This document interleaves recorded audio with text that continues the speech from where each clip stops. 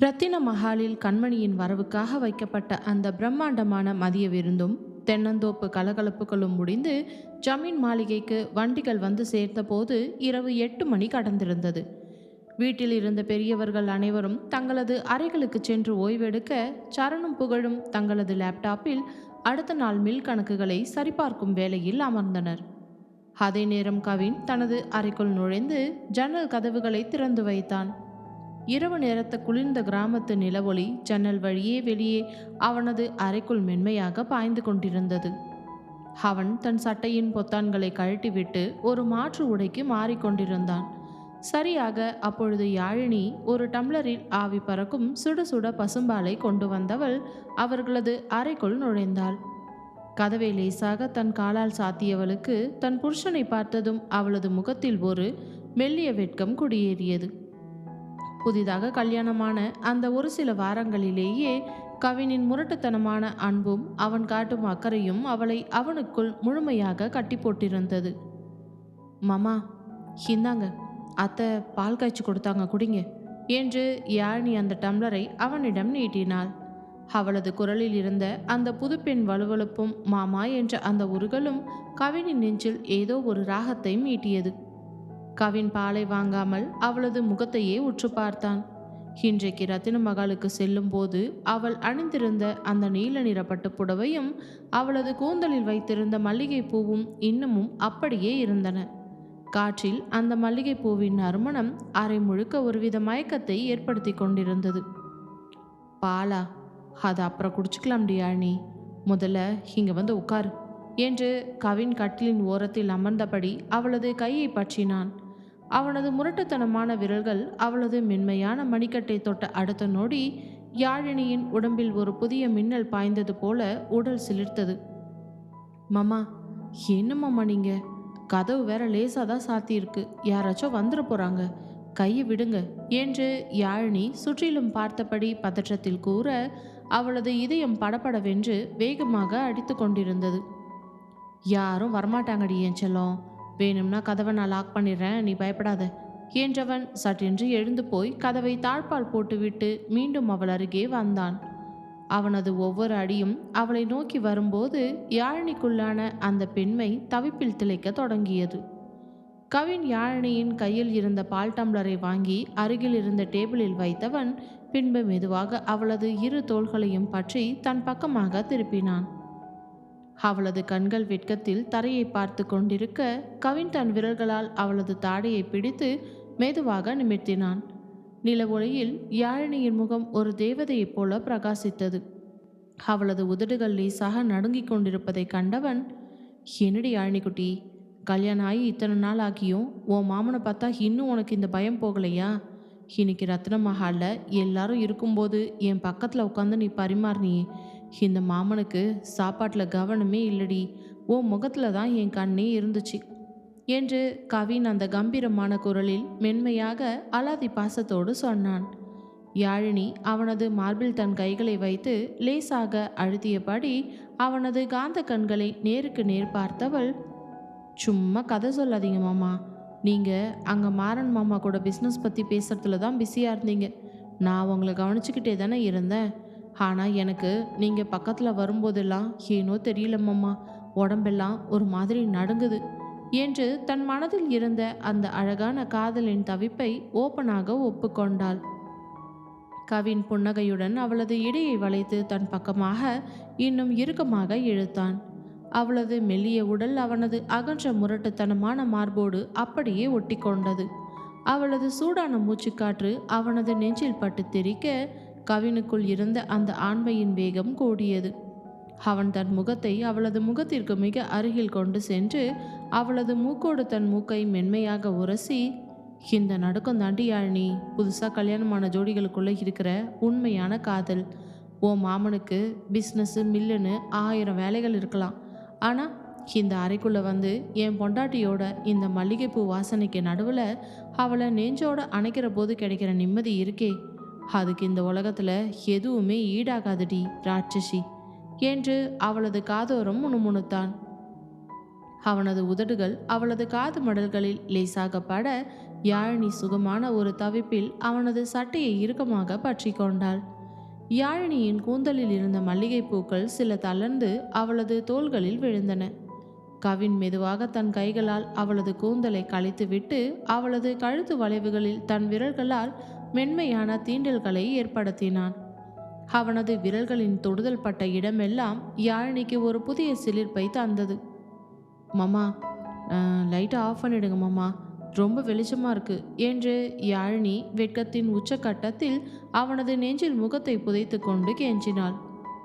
ஆமாண்டி செல்லம், நிலா வெளிச்சம் இருக்கும்போது எதுக்குடி இந்த விளக்கு? இந்த நிலா வெளிச்சத்தில் உன் முகம் தக்காளி பழம் மாதிரி சவக்கிறத ரசிக்கிறது தாண்டி என்னோட வேலையே என்றவன் லைட்டை ஆஃப் செய்துவிட்டு அவளது முகத்தை தன் இரு கைகளாலும் ஏந்தினான். யாழினியின் கண்கள் மெல்ல வெட்கத்தில் மூடிக்கொள்ள அவளது நீண்ட கண் இமைகள் நடுங்குவதை அவன் அணு அணுவாக ரசித்தான்.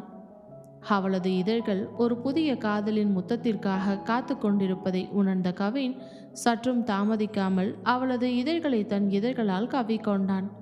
அது ஒரு முரட்டுத்தனமான முத்தமாக இல்லாமல் அவளது அத்தனை பயத்தையும் போக்கும் ஒரு மென்மையான ஆழமான காதலின் முத்திரையாக மாறியது. ஜன்னல் வழியே வீசிய அந்த இரவு நேரத்து கிராமத்து காற்றும் அறையில் இருந்த மல்லிகைப்பூவின் நறுமணமும் அவர்களின் அந்த அழகான முதல் காதலுக்கு சாட்சியாக நின்றன. யாழினி அவனது கழுத்தை கட்டிக்கொண்டு அந்த மயக்க நிலைக்குள் தன்னை முழுமையாக அர்ப்பணித்தாள். அவளோடு மெதுவாக கட்டிலில் பொருந்தவன் அவள் மேல் படர தங்களது காதலின் தவிப்புகளையும் புதுமண வாழ்க்கையின் அத்தனை ரகசியங்களையும் அந்த நிலவொளியில் பகிர்ந்து கொண்ட அந்த தருணம் ஜமீன் மாளிகையின் அந்த அறைக்குள் ஒரு கவிதை போல அத்தனை அழகாக நீடித்தது. அடுத்த நாள் ஜமீன் மாளிகையின் அந்த விடியற்காலை பொழுது எப்பொழுதும் போல பனிமூட்டத்துடன் அழகாக தொடங்கியது. பறவைகளின் கீதங்கள் மாளிகையை சுற்றிலும் ஒலித்து கொண்டிருக்க கவின் மெதுவாக தன் விழிவிரித்து பார்த்தான். படுக்கையில் அவனது கை யதார்த்தமாக பக்கத்தில் தேடியது. ஆனால் அங்கே யாழினியை காணவில்லை. மெத்தையின் அந்த பகுதி காலியாக கிடப்பதை கண்டதும் அவனுக்குள் ஒரு மெல்லிய ஏமாற்றம் பிறந்தது. விடிய காலையிலேயே இந்த யாழினி குட்டி எங்கே போனா என்று முணுமுணுத்தபடி எழுந்தவன் நேராக குளியலறைக்கு சென்று குளித்து முடித்தான். மாற்று உடைக்கு மாறி தன் தலைமுடியை சரி செய்து கொண்டு தன் மனைவியை தேடிக்கொண்டு அறையை விட்டு வெளியே வந்தவன் மாடிப்படிகளில் இறங்கி கீழே வந்து ஹாலில் உள்ள நாலாபுறமும் அவளது முகத்தை தான் தேடினான். சோஃபாக்கள், வராந்தா என எங்கும் அவள் இல்லாததால் அவள் இங்கு ஹால் முழுவதும் அலைந்து தேடி பார்த்தவன் கடைசியாக சமையல் அறையிலிருந்து காஃபி கொதிக்கும் நறுமணமும் பாத்திரங்களின் சத்தமும் கேட்கவே மெதுவாக அங்கே சென்று எட்டி பார்த்தான்.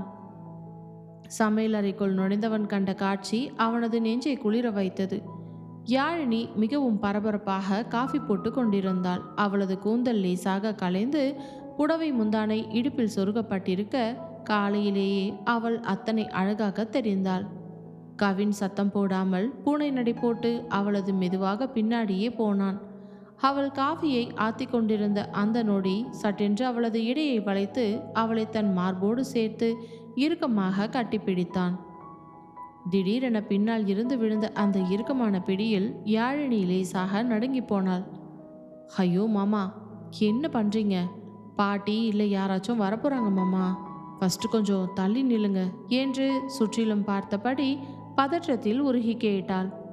கவின் அவளது கழுத்தோறும் தன் முகத்தை புதைத்து அந்த புது மல்லிகை பூவின் வாசனையை சுவாசித்தபடி, என்னடி, என் பொண்டாட்டியை நான் கொஞ்சறதுக்கு இந்த ஜமீன் மாளிகையில் நான் யாருக்கும் பயப்பட வேண்டிய அவசியம் கிடையாதுடி என் செல்லம் என்று தன் கம்பீரமான குரலில் குறும்போடு சொன்னான்.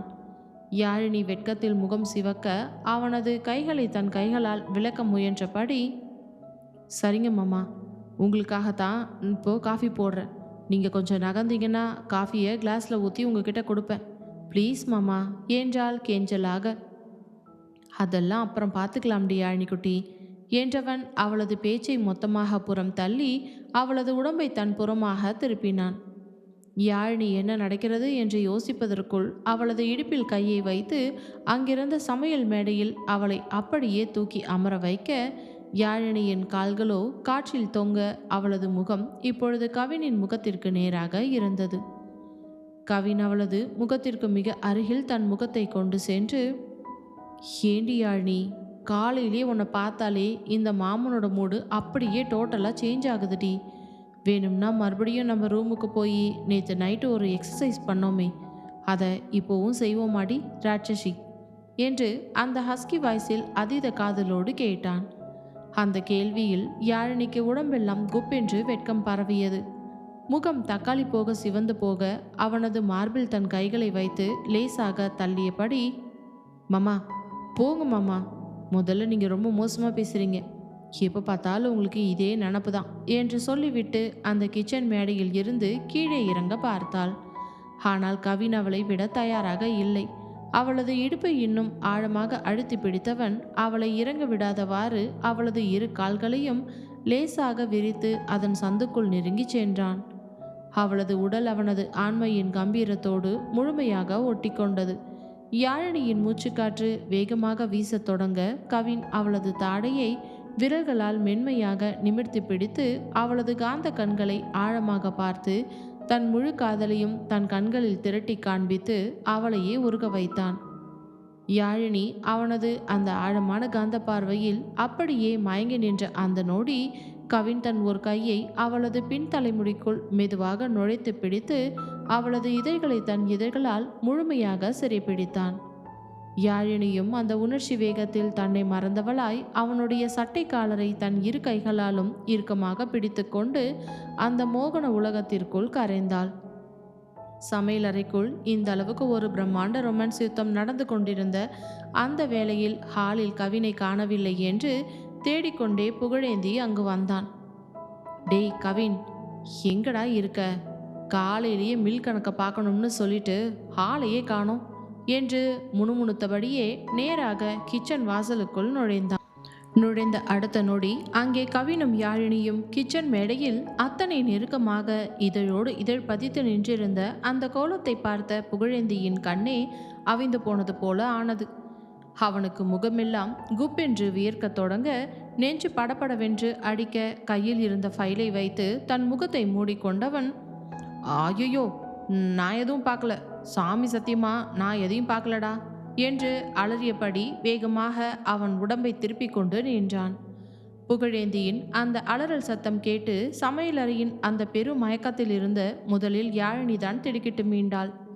அவசர அவசரமாக கவினை தன் கைகளால் பலமாக தள்ளி அவனிடமிருந்து பிரிந்தாள்.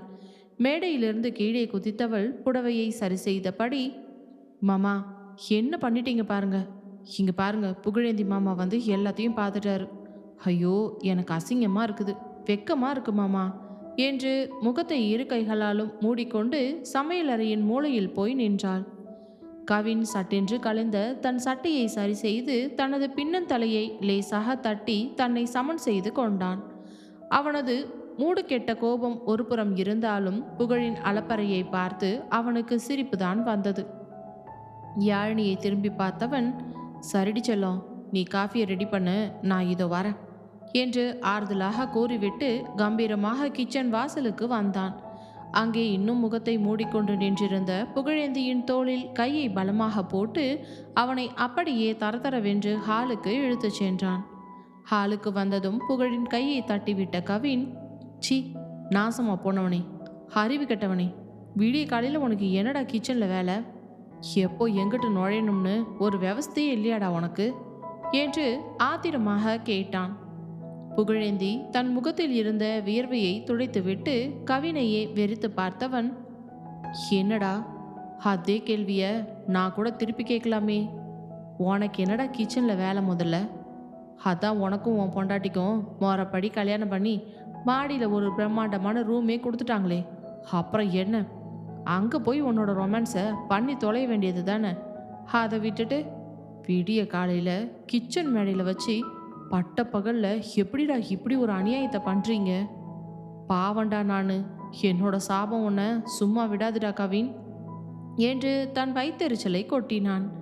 கவின் சிரிப்பை அடக்கி கொண்டு, டேய் அவன் என் பொண்டாட்டிடா, நான் எங்கே வச்சு வேணாலும் ரொமான்ஸ் பண்ணுவேன், அதுக்கு நீ ஏன்டா இப்போ இப்படி வெறியாகிற என்றான் கிண்டலாக. ஏன் வெறியாக மாட்டேனா? டேய் நானே கல்யாணம் இன்னும் 6 மாதம் தள்ளி போயிடுச்சுன்னு அத்தனை வயிற்றுச்சல்ல கவலையில் சுற்றிக்கிட்டு இருக்கேன். எல்லாம் அந்த சரண் பயல் பண்ண வேலை. அவன் பண்ணின அலப்பறையினால எனக்கும் தர்ஷினிக்கும் கல்யாணம் தள்ளி போய் இங்கே நான் பிரம்மச்சாரியா காஞ்சு போய் கிடக்கேன். இதுக்கிடையில நீ வேற விடிய காலையிலேயே கிச்சனில் வந்து இவ்வளோ பெரிய ரொமான்ஸை பண்ணி என்னை வெறியேற்றிட்டு இருக்கியாடா? நீ எல்லாம் ஒரு அண்ணனாடா என்று புகழ் அவன் சட்டை காலரை பிடித்து கொண்டு கத்தினான்.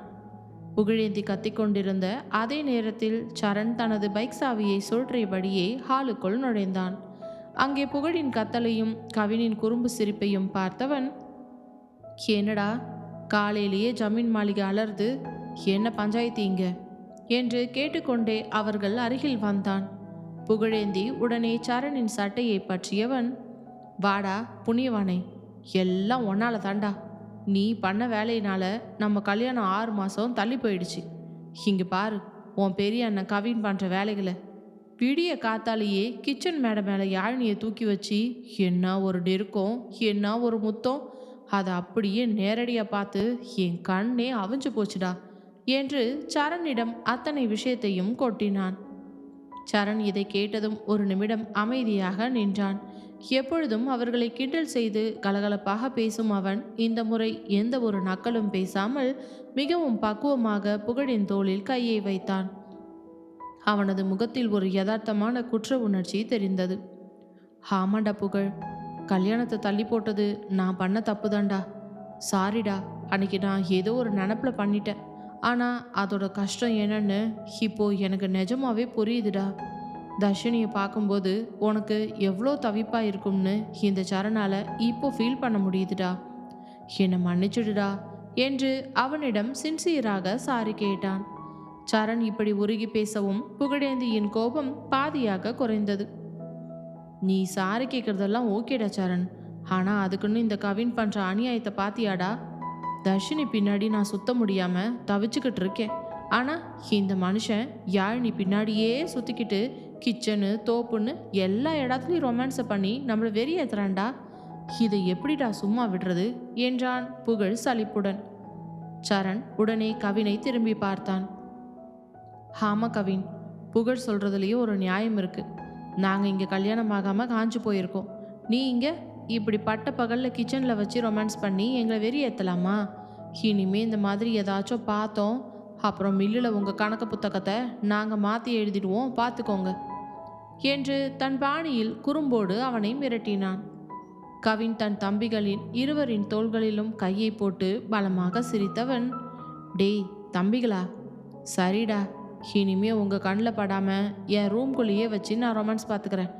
இப்போ யாழினி காஃபி எடுத்துக்கிட்டு வருவா, எல்லாரும் ஒன்றா உட்காந்து குடிச்சிட்டு மில்லுக்கு கிளம்பலாம் வாங்கடா என்று தம்பிகளை சமாதானம் செய்தான்.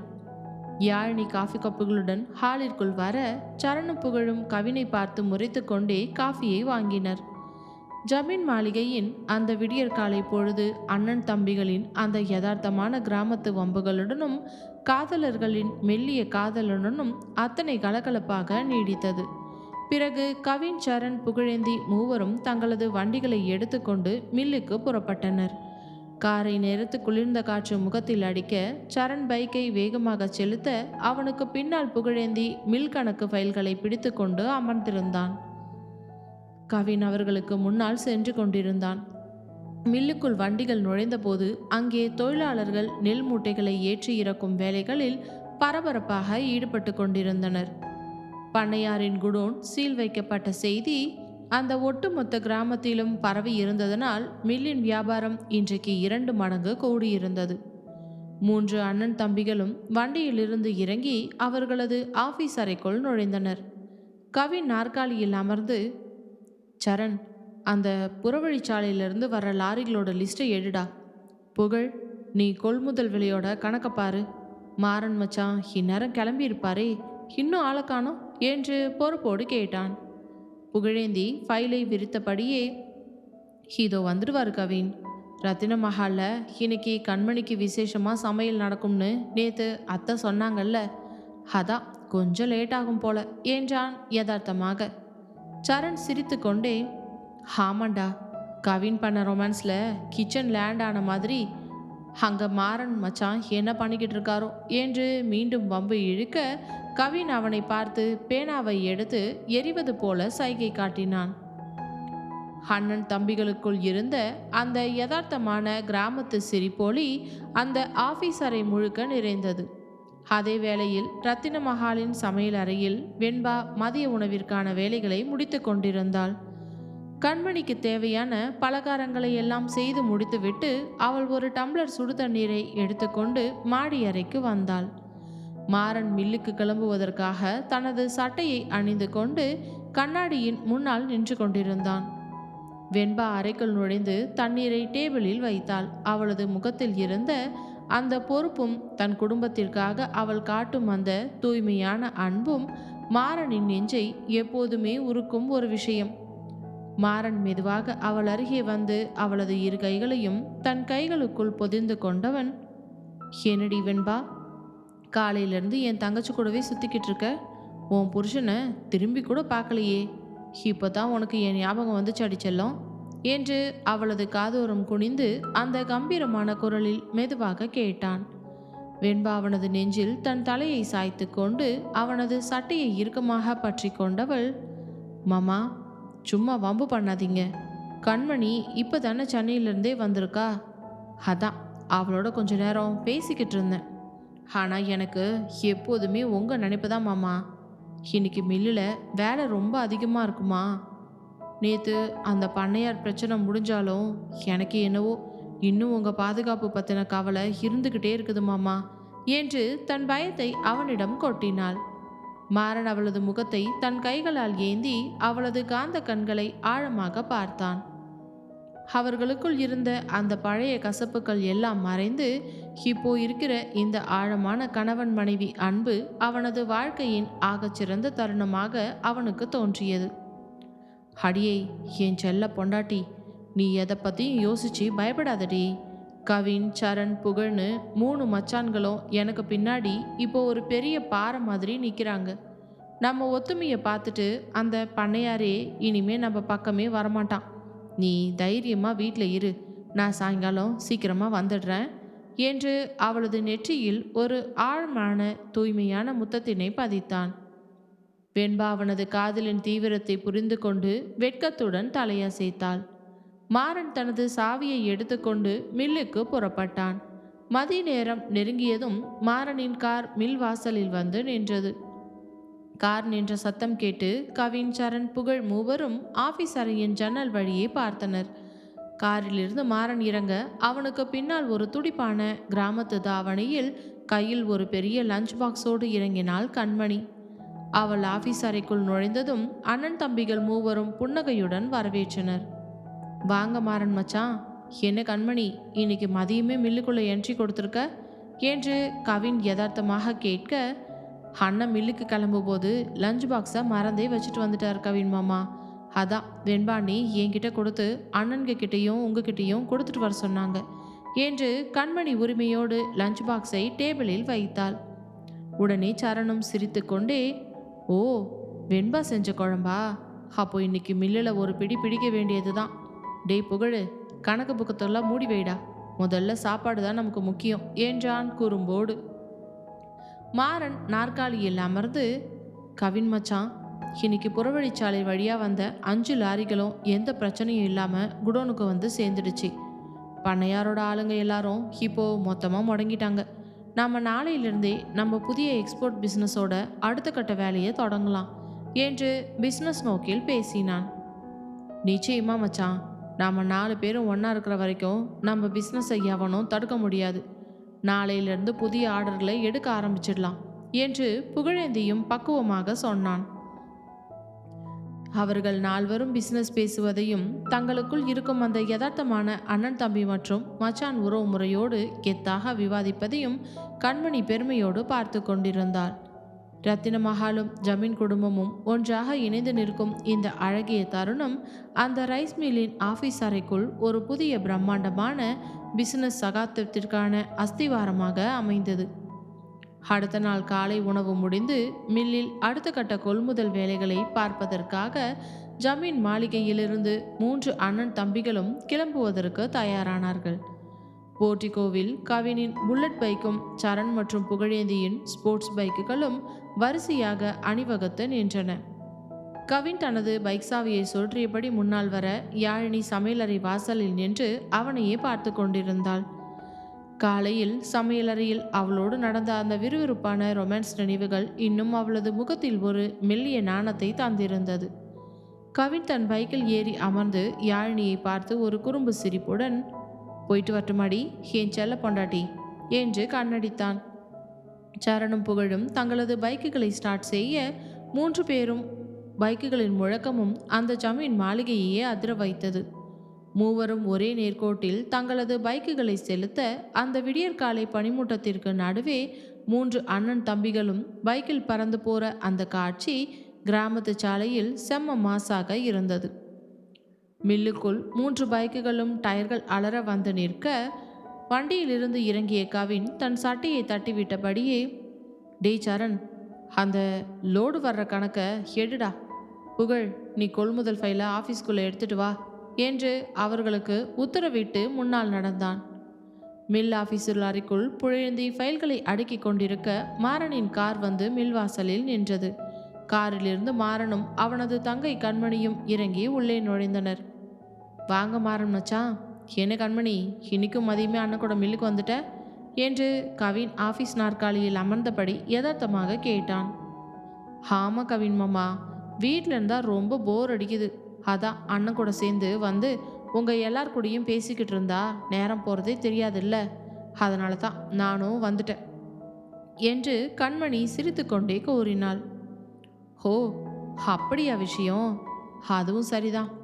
சரி, எல்லாரும் இப்போ வேலையை பார்க்கலாம், மதிய சாப்பாடு நேரத்துக்கு ஒன்றா மீட் பண்ணலாம் என்று அவரவர்கள் தங்களுடைய வேலையை பார்க்க சென்று விட்டனர். பின்னர் மதிய நேரம் மில்லில் இவர்கள் சாப்பிட்டு கொண்டிருக்க ரத்தின மஹாலின் மாடி அறையில் வெண்பா ஜன்னல் ஓரமாக நின்று கொண்டு அங்கிருந்த வயல்வெளிகளை பார்த்து கொண்டிருந்தாள். மாறன் மில்லுக்கு கிளம்பும் போது அவளிடம் காட்டிவிட்டு சென்ற அந்த ஆழமான அன்பும் அவளது நெற்றியில் பதித்த அந்த முத்தத்தின் ஈரமும் அவளது நினைவுகளில் இன்னமும் அப்படியே இருந்தது. முந்தைய நாட்களின் பண்ணையார் சண்டைகளும் அவனுக்கு மச்சான்களும் அண்ணன் தம்பிகளும் சேர்ந்து வைத்த அந்த பெரிய செக்குகளும் அவளுக்குள் இருந்த பயத்தை முற்றிலுமாக போக்கியிருந்தது. தன் புருஷன் மாறன் மீது அவளுக்கு அத்தனை தூய்மையான ஆழமான கணவன் மனைவி காதல் நாளுக்கு நாள் கூடிக்கொண்டே சென்றது. மாமா, நீங்க எப்பவும் என் கூடவே இருக்கணும் மாமா என்று தனக்குள்ளேயே உருகி கூறினாள்.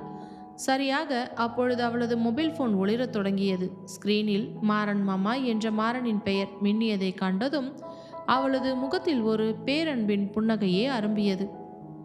ஹலோ, சொல்லுங்க மாமா, சாப்பிட்டீங்களா? கண்மணி லஞ்ச் பாக்ஸை கரெக்டாக கொண்டு வந்து கொடுத்தாளா என்று ஃபோனை எடுத்ததும் கனிவோடு கேட்டாள்.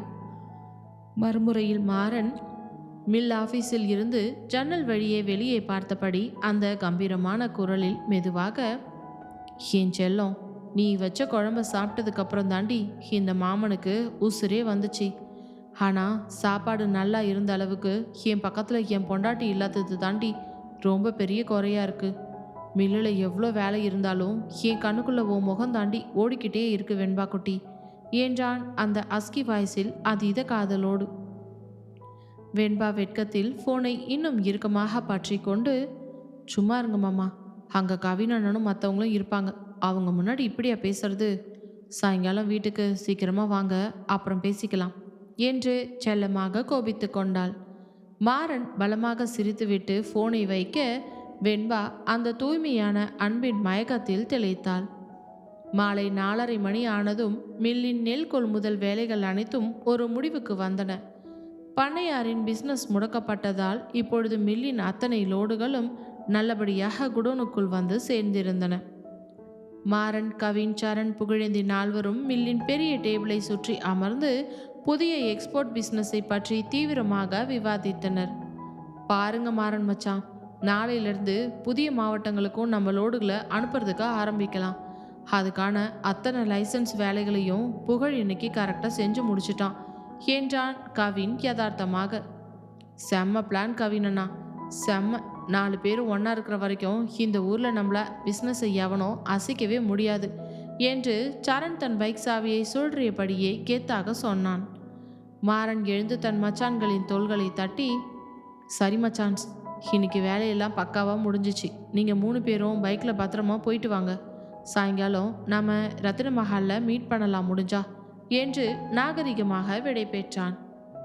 அவனுக்கு எப்பொழுதடா வீட்டிற்கு போவோம், தன் மனைவியை ஆசை தீர கொஞ்சுவோம் என்ற ஆவலில் காரை வேகமாக பறக்க விட்டான். வரும் வழி எங்கும் வெண்பாவின் நினைப்பே அவனை சுற்றி சுற்றி வர, அங்கிருந்த பூக்கடையை பார்த்ததும் ஓரமாக வண்டியை நிறுத்தியவன் வேகமாக இறங்கிச் சென்று தன் மனைவிக்காக பூவை வாங்கி கொண்டு வந்து அமர்ந்தான். உடனே கண்மணி, அண்ணா, வர வர நீங்கள் ரொம்ப ரொமான்டிக் ஹீரோவாக மாறிட்டீங்க. அன்னிக்கு பூவெல்லாம் வாங்கிட்டு போறீங்க போல இருக்கு என்று கிண்டல் செய்ய, உனக்கும் தாண்டா சேர்த்து வாங்கியிருக்கேன் என்று அவளுக்கு ஒரு கவரை கையில் கொடுத்தவன் இன்னொரு கவரை பத்திரமாக எடுத்து வைத்துவிட்டு மீண்டும் காரை ஸ்டார்ட் செய்தான். அண்ணா, எனக்கு ஒரு டவுட்டு, அண்ணி மேலே அவ்வளோ லவ்வா உங்களுக்கு என்றதும், இல்லையா பின்ன, லவ் இல்லாமலையா அவள் கல்யாணத்தப்ப அவளோட விருப்பமே இல்லாமல் போய் வலி கட்டாயமாக தாலியை கட்டி தூக்கிட்டு வந்தேன். இந்த மாறனோட உயிர் உன் அண்ணிக்கிட்ட தாண்டா இருக்குது கண்மணி என்று கூற, தன் அண்ணனின் காதலை பார்த்து பிரமித்து போனாள் கண்மணி. கவின், சரண், புகழேந்தி மூவரும் தங்களது பைக்குகளை ஸ்டார்ட் செய்ய, பைக்குகளின் கம்பீரமான சத்தத்துடன் அவர்கள் மூவரும் ஒரே நேர்கோட்டில் ஜமீன் மாளிகையை நோக்கி புயல் வேகத்தில் பறந்தனர். மாறனும் கண்மணியும் காரில் ரத்தின மஹாலை நோக்கி கிளம்ப, பெரியவர்களுக்குள் இருந்த அந்த பழைய கசப்புகள் எல்லாம் அடியோடு மறைந்து, இரு குடும்பங்களின் வாரிசுகளும் காட்டிய அந்த ஒற்றுமையும் அண்ணன் தம்பிகளுக்குள் இருக்கும் அந்த சரிசமமான பிணைப்பும் அந்த கிராமத்து அந்தி மாலை பொழுதை அத்தனை இனிமையாக மாற்றியிருந்தது.